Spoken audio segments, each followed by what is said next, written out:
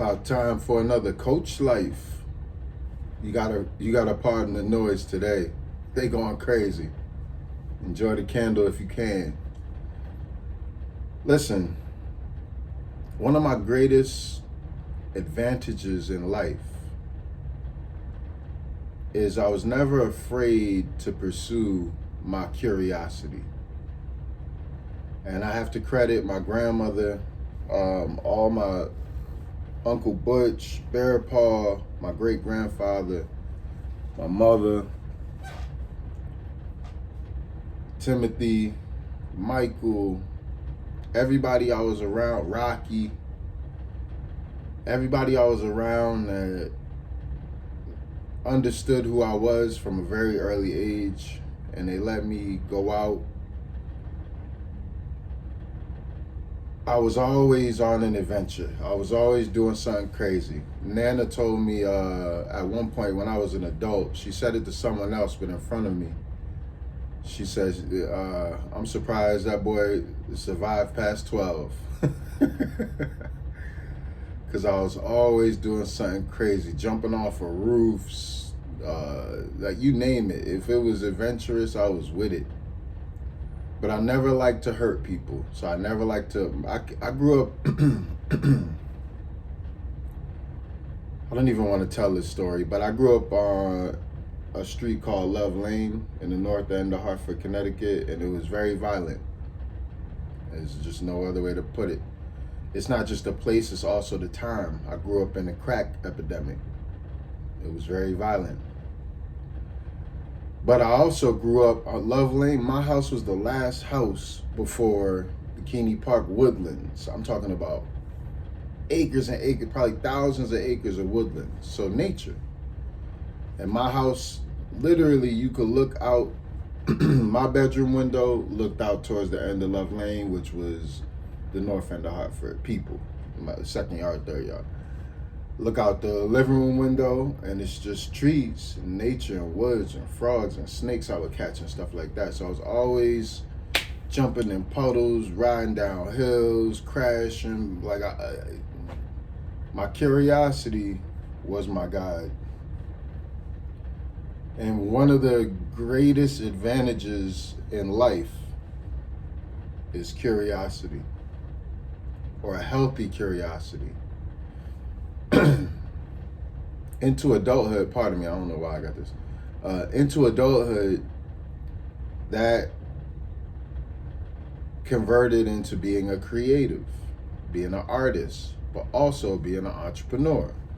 I never really wanted to work for someone else. I hate synthesizing other people's ideas only to find out later that my idea was right and losing all that time and energy. I'd rather find out my idea is wrong while trying to learn my own self. Therefore, I learn my mistake. It's internalized. It's not theory.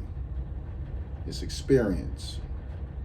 So I say that to say, one of my greatest advantages in life is what people want to do in terms of pursuing their dreams. A lot of them I've done. So people say, yeah, I want to start a clothing company, and I want a fashion line, or whatever they say now. And I can say, oh, I did that. You know, with Legendary, we experienced some things that very few people experience. You know, it's one thing to say you want to make X amount of dollars. It's another thing to actually do it. That first year when we made 50,000, I was thinking to myself, wow, that was a lot of work. And 50,000 is a lot of money. But after taxes, after partnership, after maintenance, overhead, it's really nothing. Yet and still, we blowing other companies out of the water, but they have a 5-year cushion, because I hate to tell you this now, but small business is glorified daycare for rich folks. It's just true. Capitalism is a nasty, nasty business. So anyways, being a creative even, I went out there, I wrote my novels, I painted my paintings. So I have these experiences. I created companies, I created for-profits, I created non-profits. I allowed my curiosity to guide me. And it was not easy, let me tell you, because the first thing is you're going to have to deal with failure. You're going to have to learn from failure.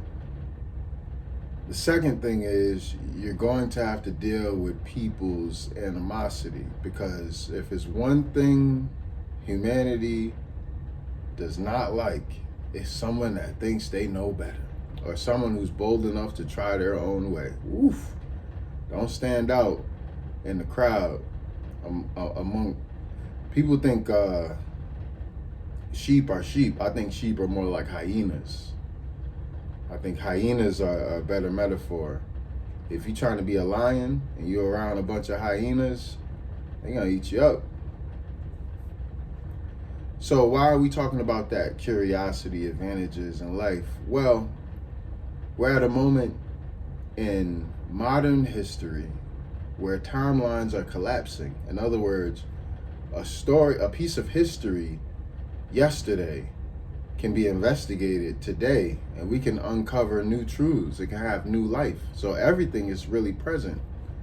And thanks to our connectivity, we can deal with time in a semi-timeless nature. So the best thing to have right now is a healthy curiosity. I always used to tell my students, my job is to help you learn how to ask better questions. So you can ask a good question like, was the pandemic avoidable? Or you can ask a better question like, if the virus was man-made, who is accountable? I've seen most of the people that I talk to haven't explored questioning in a healthy fashion. As a matter of fact, what we do now, because we're semi-addicted to our cell phones and devices, is our ability to question is atrophying. So rather than having a healthy curiosity and upping our public IQ points enough to elect proper leadership, we prefer to be led by the blind while being blind.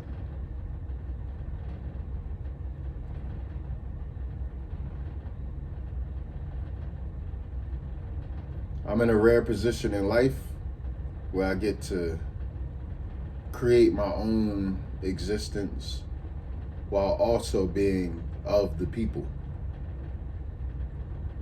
It's not easy, but it's something that I like to share because I work with the new generation. I see their talent, I see their desire, I see their will, and I'm very optimistic about the future for them. For my generation and those older than us and those more privileged who are disconnected from reality, I say, please wake up, be more curious, ask better questions. They're gonna get asked regardless. So it's only right that you have a healthy curiosity so that you can match energy with people who are actually trying to create the world you want to see. All right. Slightly longer Coach Life today. I couldn't avoid it though. Some of these things we gotta sit on. One of these Coach Lives is gonna be about an hour, but what are you gonna do? Today, this is it. Oh, happy, what is it? Full moon? Yeah, today is the Virgo full moon. So enjoy. Ciao.